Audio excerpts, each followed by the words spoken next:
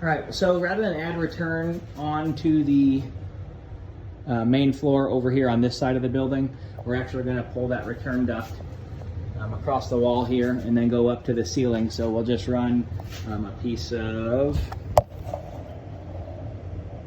need a piece of 12-inch duct to run off of that unit. And then we'll come up into this joist space right here.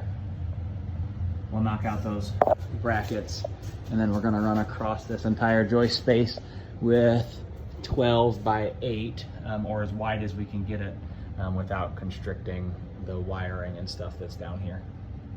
And then we're going to cut a hole in the ceiling here with a return grill that will be like a 14 by 24.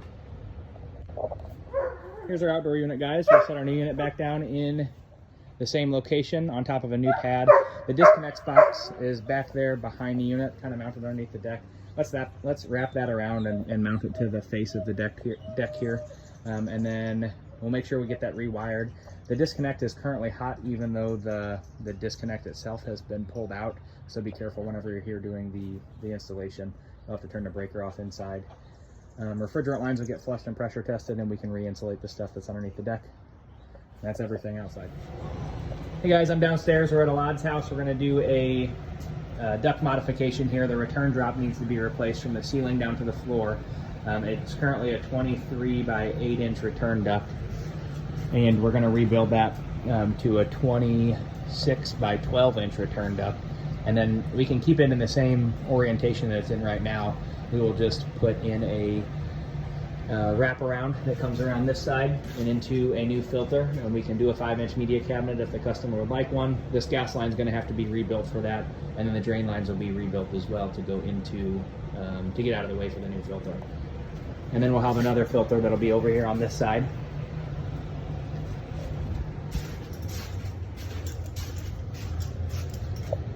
There's your picture of how everything goes up into the ceiling. There's just one big return. I'm going to give them the option to add an 8-inch piece of ductwork to the side of that return, and we'll run that across the ceiling and go up into one of these floor joists and cut another return up into the main level of the house. So we've got 2 returns pulling from a little bit of both sides of the house.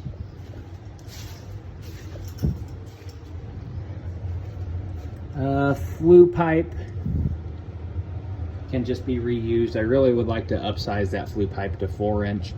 We can just come off of the existing 4-inch that's there and rebuild 4-inch back down into the system. Right now there's only 3-inch on a 125,000 BTU furnace.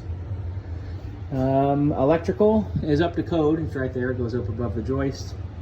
And refrigerant lines, they run up to the ceiling. And where do they go?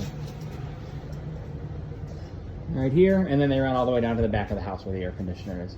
So those can get flushed and pressure tested. Over this way is my breaker panel.